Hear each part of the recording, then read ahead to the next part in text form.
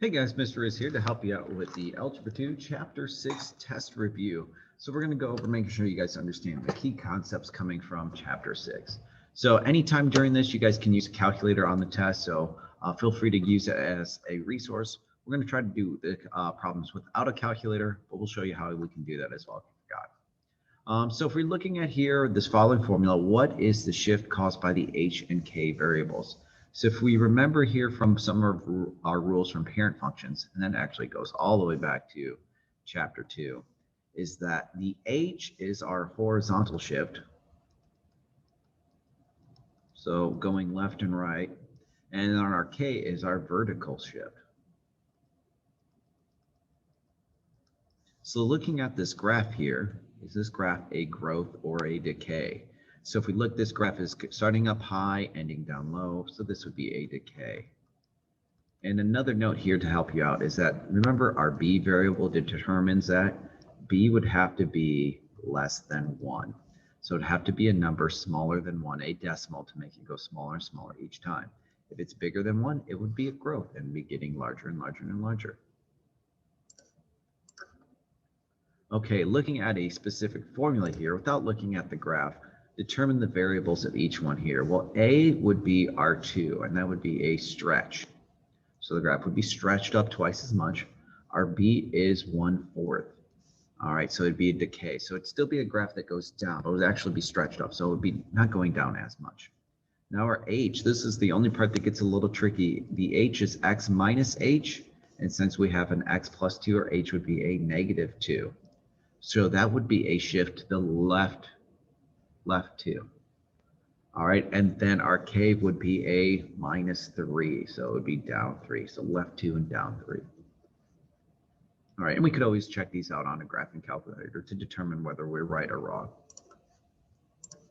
Okay, moving on next, if we're going to solve these equations, to solve an equation without a calculator here, we would have to go through and get common bases. So, okay, this is 2 to the x power. It would equal, all right, I know that 8 is 2 cubed.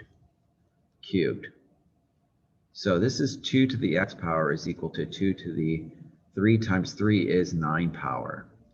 So common bases will cancel out, x would equal 9. There we go. So that's how we can solve a common basis. I'll show you guys a way we can solve this using the graphing calculator. So if we got 2 to the x power is equal to, we could take out a calculator here and see, okay, what is 8 to the 3rd power? Some really high number, 512.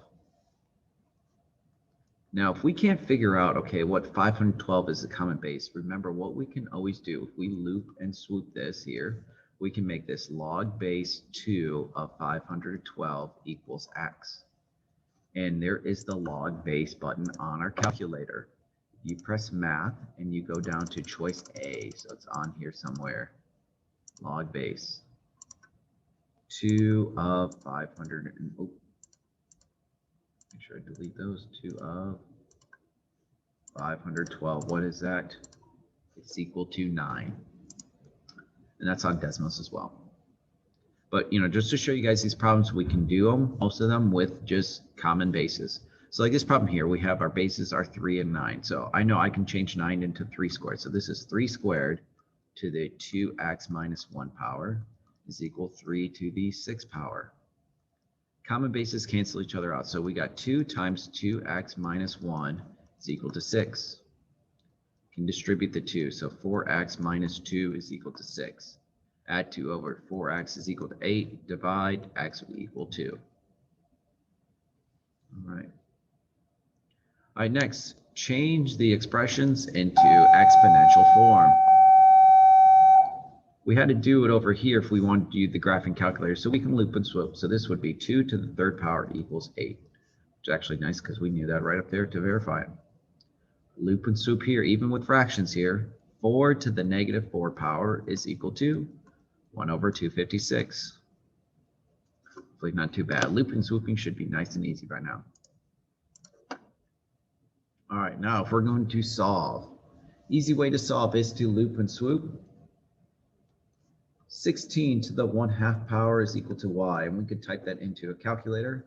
Trick that if you don't want to do, the half power is the same thing as the 1/2, and that would be 4. 4 to the 1/2 power is equal to y. And that would be 16 to the 1/2 power is equal to y. And we could type that into a calculator. Trick that if you don't want to do, the half power is the same thing as the square root, and that would be 4. 4 to the 1/2 power is equal to y. And that would be 4. Next problem here, let's loop and swoop this. So we would get 3 to the x power equals 81. And I know 81 is 3 to the 4th power, cancels out, x equals 4. Or we could have just typed that in the calculator. Remember, there is the log base button. Okay, next, if we got common logs here, oops, didn't mean to clear that out, but I'll just move the screen to help us out here. Common logs, if we got log base 3 on both sides, they would cancel each other out. And so we just have an x plus 5 equals 3x minus 9. So we'll minus the x over to get 2x on this side. We'll add 9 over to the other side to get 14. X would have to be 7. Now, when we have multiple logs, we can't just cancel them out. Even though they're all the same common log here, we actually have to combine them similarly. So addition means we multiply. So this is log base x plus 2 times 3 equals log base, or log of 4x divided by 2. It's the minus sign. So now we have single logs. They cancel each other out. We'll distribute here. We get 3x plus 6 is equal to, all right, if we divide here, 4x divided by 2 is 2x. Move the 2x over, we get x plus 6 is equal to 0. X would equal negative 6. Not too bad. And then the other expressions here. So you can see in the directions, these are going to come out weird because it does say round. So that's the thousands. We got tens, hundred, that's the third decimal place. All right, to get rid of an ln, what do? We e the other side. So if I want to make this just a 7x, I got to find e cubed. And then divide by 7 here, we get e cubed over 7. That would be the exact answer. But let's just plug that into the calculator here. Second e cubed divided by 7. 2.869.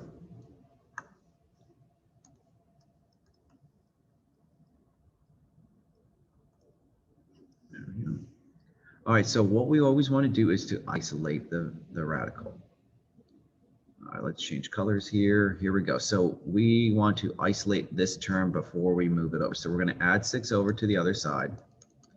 We get a 5 log base 4 of x is equal to, all right, if we add that, that's 35. We'll divide by 5 to get rid of the 5 on the outside. So we got log base 4 of x is equal to 7. All right, now we're down to the logs. Now we're going to loop and swoop. So 4 to the 7th power equals x. Okay, so that's something we got to plug into the calculator here. 4 to the 7th power, 16,384. So a very large number. Now, if you get a very large number and you're scared, go ahead, plug it in. I already forgot the number. 16,834 or 384. Let's plug that back in. So going back up to the original problem, you can type that into the calculator. I'm going to write it over here so I can see it on the 3. Well, let's see what 5 times the log base 4 of 16,384 minus 6 equals. Taking out a calculator, just because that's a scary number, I don't think I'm right. 5, especially we times it by 5. 5, press our math, go down, get the log base button. Here we go, log base.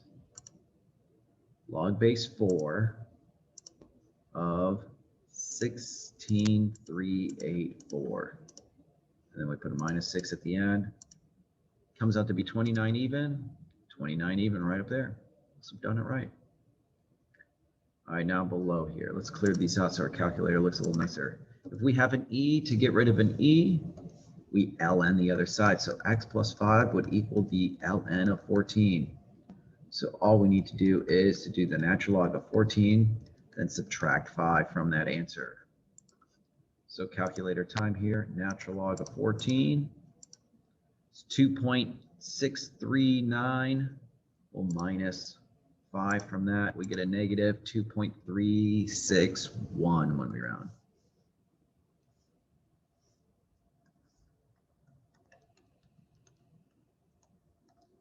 All right, not too bad. And the next problem, super easy.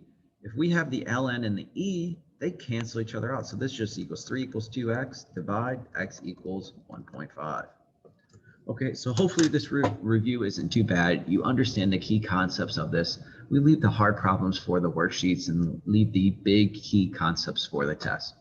So if you guys have any questions, make sure you ask before the test. Make sure you guys get all the review done before the day of the test, or any missing work done before the day of the test.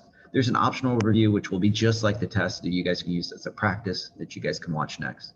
If not, have a great day and good luck on the test.